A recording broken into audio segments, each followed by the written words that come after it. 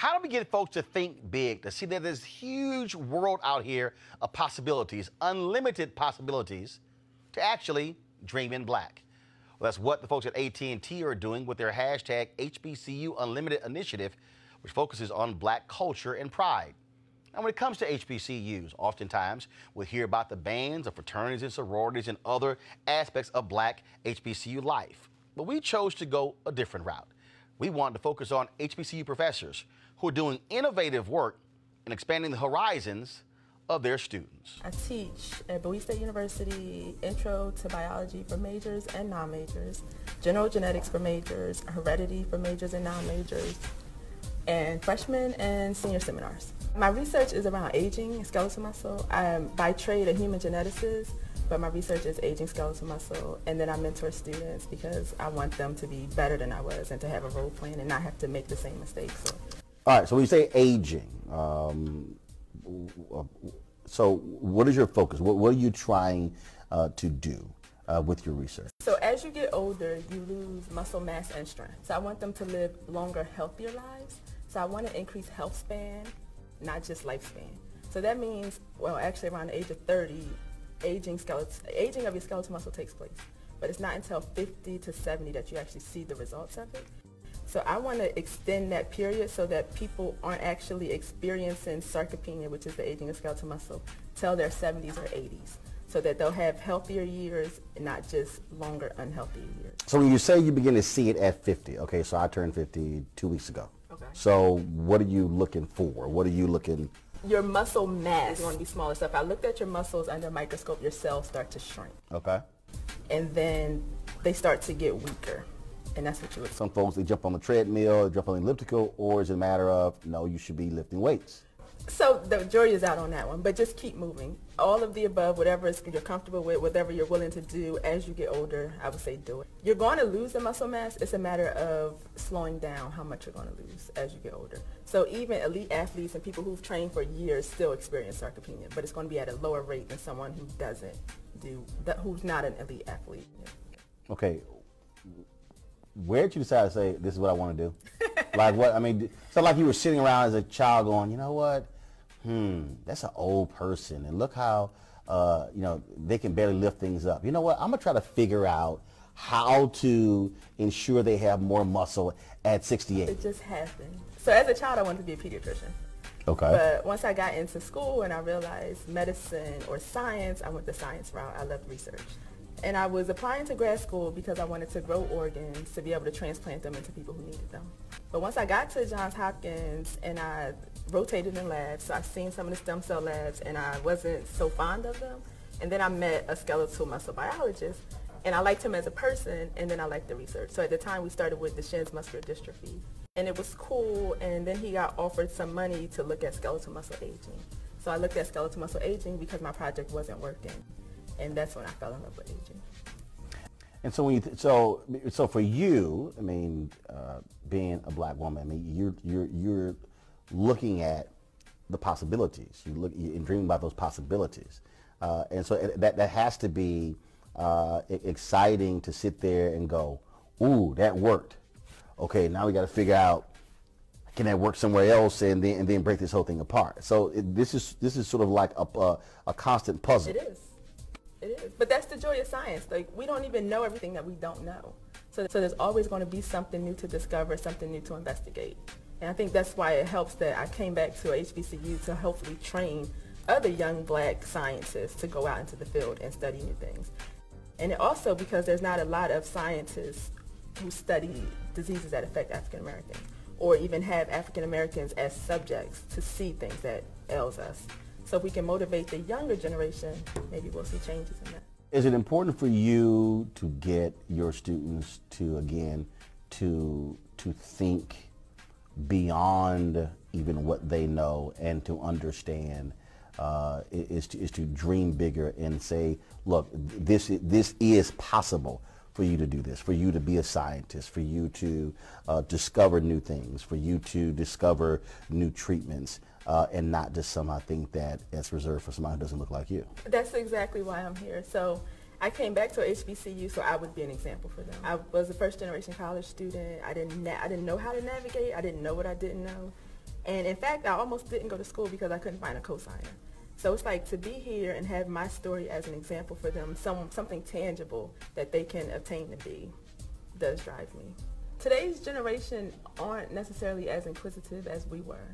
So they have to even know where to look for it or know that it exists. And I think it starts by professionals and other people going back into those communities, showing that people that there are more than you can do than sports and medicine. So I think it starts with us.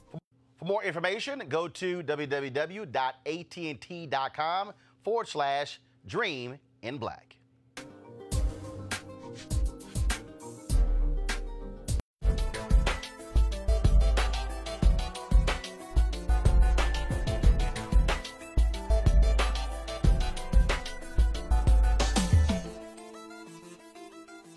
How do we get folks to think big, to see that there's huge world out here of possibilities, unlimited possibilities, to actually dream in black?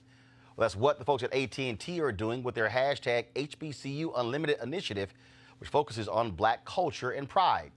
And when it comes to HBCUs, oftentimes we'll hear about the bands of fraternities and sororities and other aspects of black HBCU life. But we chose to go a different route. We wanted to focus on HBCU professors who are doing innovative work and expanding the horizons of their students. How are you preparing students for a different world we're living in? This is not, I mean, we're seeing church membership on the decline, people actually watching online. And so how are you getting students today to understand that it's a whole different world than probably the world they grew up in going to church?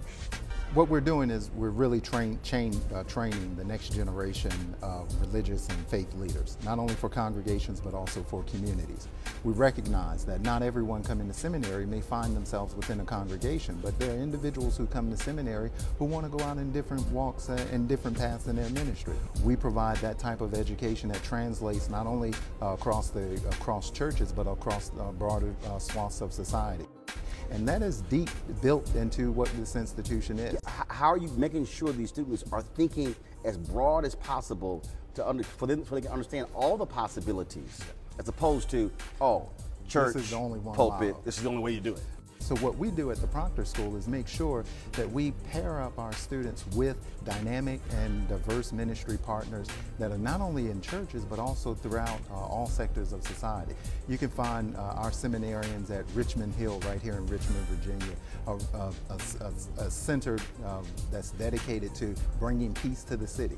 You can find our seminarians in schools, in public schools. You can find our seminarians here on campus integrating their knowledge with undergraduate students here in various venues. So we understand that ministry is dynamic, it is diverse in the 21st century. We're preparing those students to continue to go out in a diverse environment because we know that church just doesn't occur at 11 o'clock on Sunday mornings. How would you think black, dream black, and preach black? We are a seminary that understands that the worth, value, and dignity of our humanity is deeply imbricated with how we are as a people, as a black people.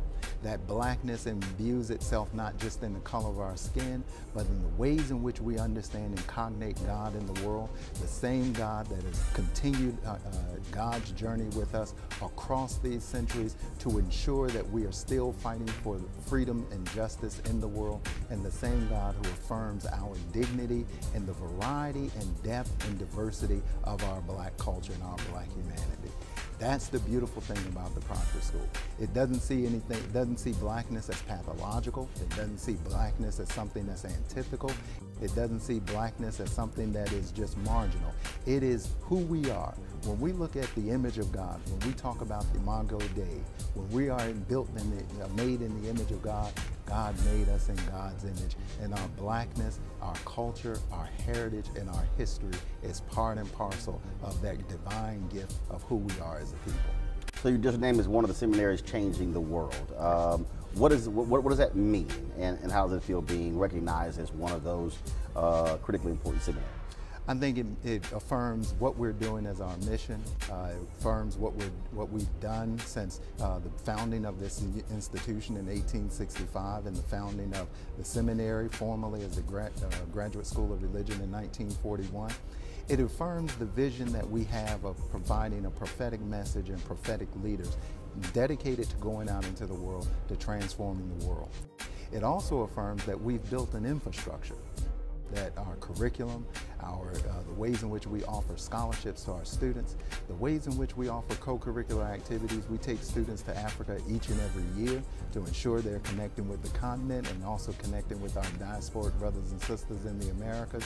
It also means that we are designed and engineered for innovation to continue to deliver a transformative message grounded in the liberating gospel that is the gospel of Jesus.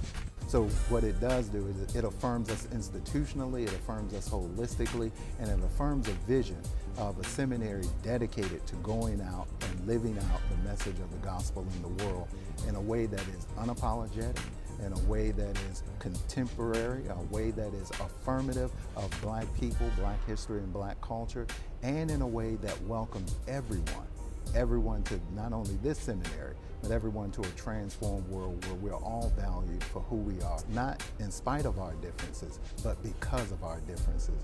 Because God creates creation in all of its diversity and all of its humanity.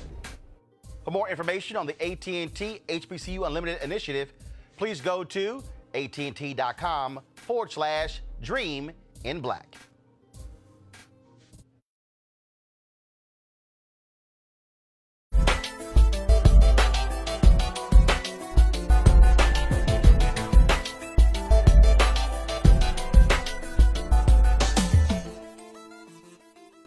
How do we get folks to think big in this world? How do we get them to see the unlimited possibilities, to dream in black? Well, that's what AT&T is doing with HBCU Unlimited, this initiative which focuses on black culture and pride. Now look, when it comes to HBCUs, we often hear about bands and frats and sororities and other aspects of HBCU life. But we chose to be different this time. We wanted to focus on HBCU professors and the innovative work they're doing to expand the horizons of their students.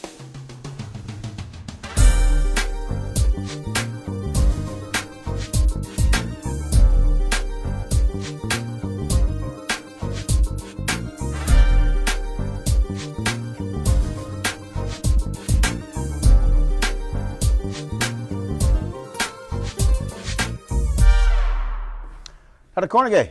Yes, sir. How's it going? Great. What do you do? I'm a hardware hacker, so we really a tinkerer. I tinker with things, most likely, more often electronic devices, and to figure out how they work and what their weaknesses are. How did you dream big? How did you think about the possibilities of what you can do with that and turn into a career? Were you thinking about that at an early age? I used to have crazy dreams back then, and I never understood what they were until much later, until I got to college maybe. But I always would dream about numbers and binary numbers, number sequences. So I would always dream. So that's probably what prompted me to start out as a math major. So I started out as a math major in college. And then my sophomore year, my math professor pulled me aside and said, well, what are you going to do for the summer? And I said, well, I don't know. So she said, well, here's two opportunities. And so she said, oh, you can go to Prudential. The other option was to go to Bell Laboratories and to do some engineering stuff. I said, cool, I've never done that. What is engineering?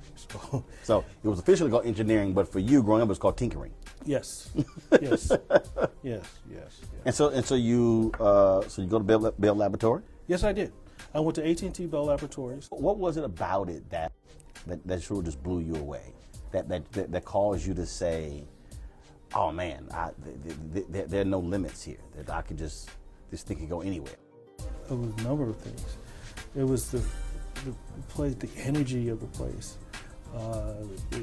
the innovation. This is a place where creativity, your ideas come to life. And they created this environment, they had the tremendous resources, and you had all these brilliant people, especially people that looked like me, who were engineers. Upon graduation, I moved back east, went to work for IBM, T.J. Watson Research Center. I was one of the 3,000. I was only 4 African-American research staff members. Talk about why it's important for us to encourage, not just young folks, but just encourage people to dream big. If you don't dream, you will never fulfill your destiny. But you have to see yourself, and you have to project it, and you have to speak it into existence. But first, it starts with the visualization. Mm-hmm. Is it important for you in what you're doing to get students to understand that they have to think bigger, broader, not in once exposed that they may have thought their future as an HBCU student was this, and really what you're seeing is no, it's Oh yes, well, it's you can actually box it.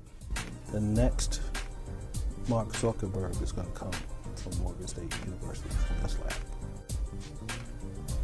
This is someone who's going to think big and have some sort of lead, come up with this innovation that will lead to the next social media craze. So I think I'm always encouraging them to think big and to go beyond. And I give them a lot of latitude, but I expose them to the different aspects of our business, the academic. They do internships so that they, they're pulling their own red wagon, but ultimately I do have some that have that entrepreneurial spirit. So I encourage them, I put them in opportunities where they can flourish and grow, and then introduce them to the right kind of people, because we need that. For more information, go to www.att.com/dream in black.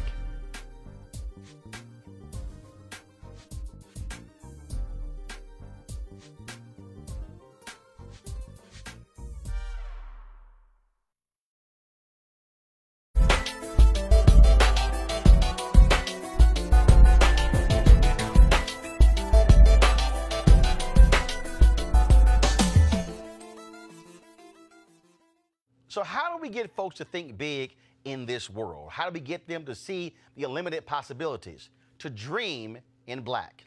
Well, that's what AT&T is doing with HBCU Unlimited, this initiative which focuses on black culture and pride. Now look, when it comes to HBCUs, we often hear about bands and frats and sororities and other aspects of HBCU life. But we chose to be different this time. We wanted to focus on HBCU professors and the innovative work they're doing to expand the horizons of their students.